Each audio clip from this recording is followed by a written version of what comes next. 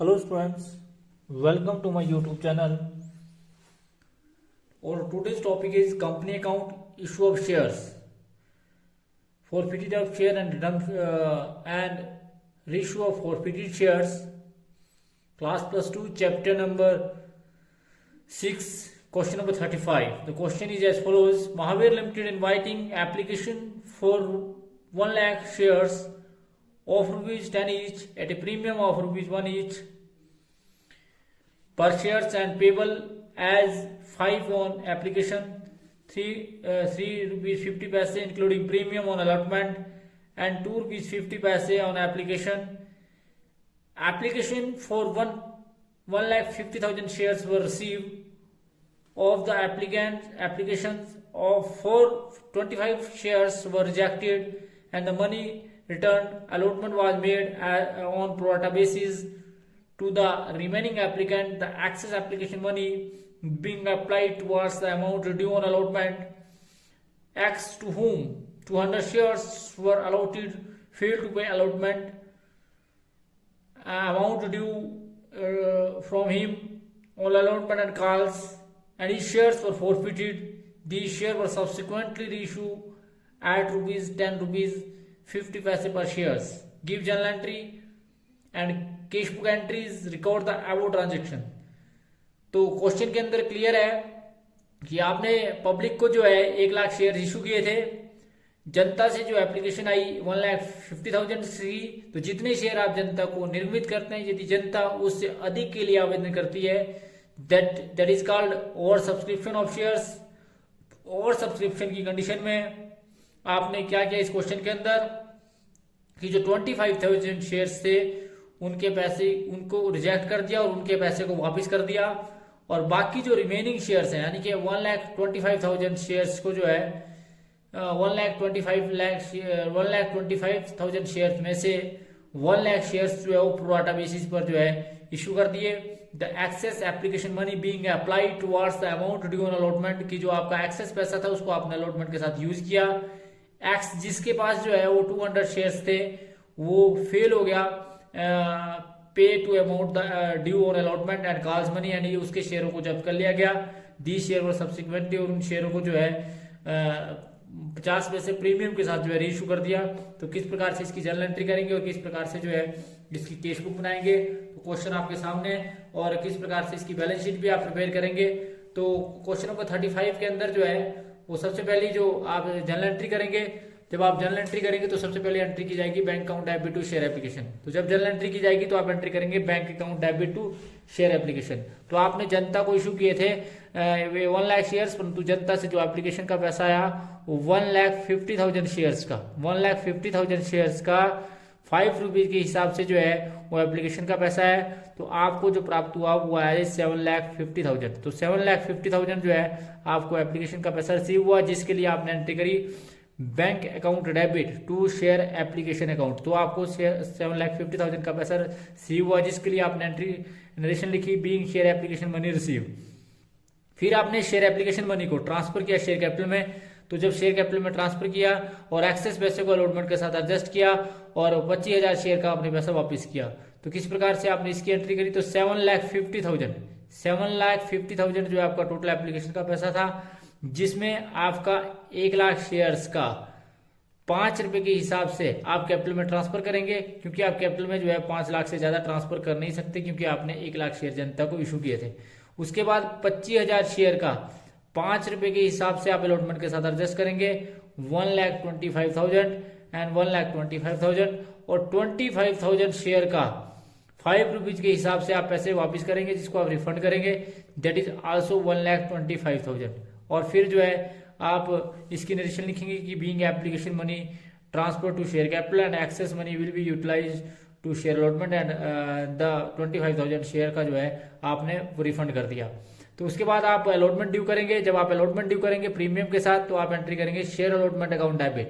Share allotment को debit करेंगे आप कितना जी, अब आपके पास 1 लाख शेयर्स हैं, क्योंकि आपने जनता को 1 लाख शेयर इशू किए थे, और कितने रुपए के हिसाब से 3 रुपीज 50 पैसे के हिसाब से। तो टोटल पैसा जो आपके पास आया वो आया 3,50,000, जिसके लिए आपने एंट्री करी share allotment account debit to share capital. To share capital में जो आपका जाएगा वो जाएगा जी 1 लाख शेयर्स का, 1 लाख शेयर्स का ₹2.50 के हिसाब से, दैट इज 2,50,000, 2,50,000 आप ट्रांसफर करेंगे। और उसके बाद आप सिक्योरिटी प्रीमियम रिजर्व में ट्रांसफर करेंगे 1 लाख शेयर्स का ₹1 के हिसाब से। तो ₹1 के हिसाब से आपके पास आया 1 लाख, तो जिसके लिए आपने एंट्री करी to security premium reserve account. तो आपने इसकी एंट्री करी share allotment account debit to share capital और to security premium reserve being allotment money due. फिर आपको पैसा रिसीव हुआ। आप सभी जानते हैं कि आपको टोटल पैसा जो है वो रिसीव होना था 3,50,000, 3,50,000 जो आपको रिसीव होना था, जिसमें से आपको 1,25,000 जो है वो ऑलरेडी मिल चुका है। तो 1,25,000 शेयर आपको टोटल मिल गया है, पहले ही मिल गया। तो उसके बाद जो आपका पैसा रिमेनिंग बचा, एक रिमेनिंग आपका जो बचा, जिसमें से एक बंदा जिसके पास 200 शेयर थे, 200 शेयर का आपको कितना पैसा जो है वो नहीं मिला, वो आपको नहीं मिला 450 रुपीज आपको नहीं मिला। ये 450 आपके पास किस प्रकार से आया, ये भी बड़ा इंपॉर्टेंट है, इसको आपको वर्किंग नोट के अंदर बताएंगे भी किस प्रकार से जो है 450 रुपीज आपको नहीं मिला। तो 3,50,000 शेयर का 1,25,000 आपको ऑलरेडी मिल गया, 4,50,450 रुपये आपको नहीं मिला, 450 आपको नहीं मिला। तो इसका मतलब है कि जो आपको अलॉटमेंट के टाइम में टोटल पैसा रिसीव हुआ वो हुआ जी 2,24,550। इसी प्रकार से अलॉटमेंट का पैसा भी 2,24,550 इस प्रकार से आपको रिसीव हुआ, जिसके लिए आपने एंट्री करी बीइंग अलॉटमेंट मनी रिसीव। उसके बाद आप फर्स्ट कॉल ड्यू करेंगे, share first call account debit. Share first call को ड्यू किया जाएगा 1 लाख शेयर्स का, 1 लाख शेयर्स का ₹2.50 के हिसाब से, दैट इज 2,50,000, 2,50,000 और टू शेयर कैपिटल 2,50,000। इस प्रकार से आपने इसकी जनरल एंट्री करी being first call money due. फिर आपने जो है एंट्री करी, इसका पैसा रिसीव हुआ आपको, तो एंट्री करेंगे bank account debit to share first call.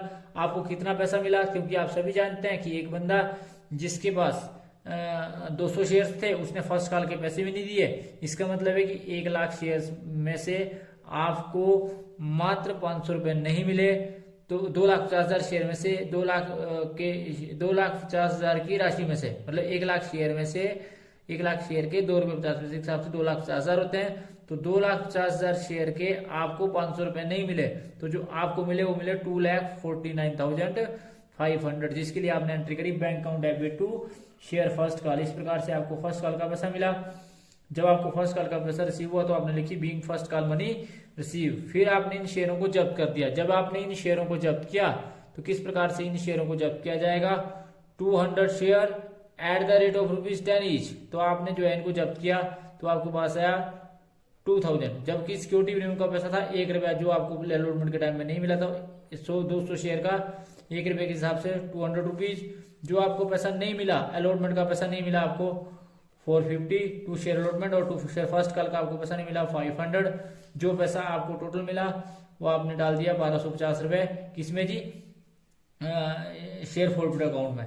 फिर उसके बाद इसकी नरेशन लिखी गई being share forfeited for non payment of first call and allotment money. उसके बाद आपने इनको शेयरों को रीइशू किया। रीइशू जो आपने किया उनको, वो आपने किया 200 शेयर को ₹10.50 के हिसाब से, दैट मीन्स की प्रीमियम पर रीइशू किया।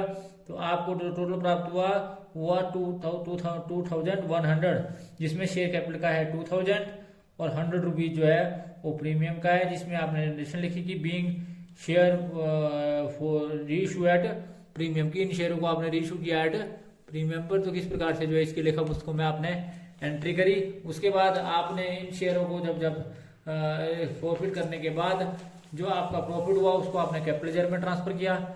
जब आप इसको कैपिटल लेजर में ट्रांसफर करेंगे तो आप एंट्री करेंगे share profit account debit to capital ledger, share profit account debit to capital ledger. तो शेयर प्रॉफिट अकाउंट में डेबिट करना आपने, और आपको टोटल जो है वो कितना फायदा हुआ, जितना आपको फायदा हुआ उसको आपने कैपिटल लेजर में ट्रांसफर करना। किस प्रकार से ट्रांसफर किया जाएगा, share profit account debit to capital reserve account. तो जिसके लिए आप एंट्री करेंगे share profit account debit to capital reserve account. तो आपका जो टोटल आपको प्रॉफिट हुआ, जो टोटल आपको नुकसान हुआ, दैट मीन्स की जो आपको नुकसान हुआ था वो हुआ था जी आपको कुछ भी नहीं, और क्योंकि आपने प्रीमियम पर इशू किया था, जो टोटल कैपिटल रिजर्व का पैसा था वो आपको टोटल का टोटल शेयर होल्डर का पैसा जो आपको कैपिटल रिजर्व में जाएगा, क्योंकि आपको एक 1250 जो है वो प्रॉफिट हुआ। तो जिसके लिए आपने नरेशन कर लिखी कि being profit on reissue transfer to capital reserve. फिर उसके बाद आप बैंक अकाउंट बनाएंगे। जब आप बैंक अकाउंट प्रिपेयर करेंगे तो बैंक अकाउंट प्रिपेयर करते समय सबसे पहले आपको शेयर एप्लीकेशन का पैसा मिला, तो शेयर एप्लीकेशन का पैसा मिला आपको 7,50,000, तो जिसके लिए आपने बैंक अकाउंट बनाया और बैंक अकाउंट के डेबिट में टू शेयर एप्लीकेशन अकाउंट 7,50,000। फिर आपको अलॉटमेंट का पैसा मिला 2,24,550। फिर आपको पैसा मिला फर्स्ट कॉल का। फर्स्ट कॉल का पैसा जो आपको मिला वो मिला जी 2,49,500। फिर आपने जब इनको रीइशू किया तो कैपिटल में आपका आया 2100 रुपये। जब आपने इसका टोटल किया, totalling of both side are equal to each other, that is 12,26,150, जिसमें से आपने एप्लीकेशन का कुछ पैसा जो है वापस किया था, जो एप्लीकेशन के टाइम में आपको एक्सेस मिला था 1,25,000, जिसके लिए आपने एंट्री करी बाय शेयर एप्लीकेशन अकाउंट 1,25,000 की आपने जो है इस पैसे को लिखा 1,25,000 किस प्रकार से जो इसकी आपने एंट्री करी 1,25,000। फिर उसके बाद आपका बैलेंस कैरी डाउन बचा, आमने सामने आपने बराबर किया, बराबर जो आपका आया वो आया जी आपका 1,12,26,150। और जो बैलेंस बचा बैलेंस कैरी डाउन, वो आपके पास बैलेंस कैरी डाउन बचा जी 11,150, 11,150 आमने सामने जो है टोटलिंग बराबर करी। फिर उसके बाद आप बैलेंस शीट बनाएंगे। बैलेंस शीट को बनाने से पहले आपको नोट ऑफ अकाउंट बनाना पड़ेगा। नोट ऑफ अकाउंट में आपको क्लियर दिखाना पड़ेगा भी आपकी शेयर कैपिटल कितनी थी। तो सबसे पहले आपकी शेयर कैपिटल जो थी इसमें authorised issued subscribe called up and paid up capital 1 lakh share at the rate of ₹10 each, जिसमें आपके पास आया 10 लाख आपने दिखा दिया जी। उसके बाद आपका रिजर्व एंड सरप्लस में सिक्योरिटी प्रीमियम रिजर्व, जो सिक्योरिटी प्रीमियम रिजर्व था वो आपका आया जी 1 लाख, मतलब सॉरी 10 लाख, तो जो आपका वो शेयर कैपिटल थी 10 लाख आपने आउटर कॉलम में भी लिख दी 10 लाख, तो जिसमें सिक्योरिटी प्रीमियम रिजर्व का था आपका 99,000 का, और जो आपका कैपिटल रिजर्व का था वो था 1,250। दैट मीन्स टोटल जो था आपके पास 1,01,150। जब आप इसका उसके बाद आप कैश एट बैंक निकालेंगे। कैश एट बैंक जो आपने कैश इक्विवेलेंट में कैश एट बैंक जो आपने निकाला, जो नोट ऑफ अकाउंट नंबर 3 में आया, वो आपका बैलेंस आपके कैश अकाउंट को बनाने के बाद लगाया था 11,01,150, तो 11,01,150 ये भी आ गया। फिर आपने इसको बैलेंस शीट में दिखाया। बैलेंस शीट का वर्टिकल फॉर्मेट में बनाया जाएगा। पहला कॉलम पर्टिकुलर्स का, note of number, amount in rupees and amount in rupees. तो इक्विटीज एंड लायबिलिटी में सबसे पहले नोट नंबर 1 में आपने शेयर कैपिटल निकाली थी। जो शेयर कैपिटल आई थी आपकी वो 10 लाख आई थी, तो डिटेल अमाउंट भी आपका 10 लाख है और टोटल अमाउंट भी आपका 10 लाख है। फिर आपने रिजर्व एंड सरप्लस निकाला। रिजर्व एंड सरप्लस आपके पास आया था 1,01,150 और 1,01,150। तो आपने जब इसको टोटल किया, ये भी यहाँ लिखा 1,01,150, और जब इसका टोटल किया तो 11,150। ये आपका लाइबिलिटी साइड का टोटल आया। फिर असेट साइड में करंट असेट, जिसमें कैश एंड कैश इक्विवेलेंट के आइटम है, नोट ऑफ अकाउंट नंबर 3 में वो आपके पास आया जी 11,150। तो totalling of both side are equal to each other. तो ये था जी आपका question number 35। Thanks for watching the video. Please like and subscribe my channel and press bell icon for next notification. Thank you.